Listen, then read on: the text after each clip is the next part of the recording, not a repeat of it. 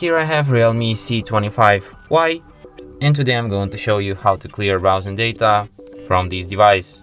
So firstly, you have to open your internet browser, then tap here, go to history section, and then tap clear browsing data.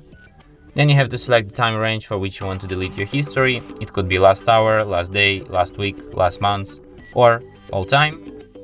Then select data formats which you want to delete. It could be browsing history, cookies and site data, cached images and files, and then just tap clear data and confirm it.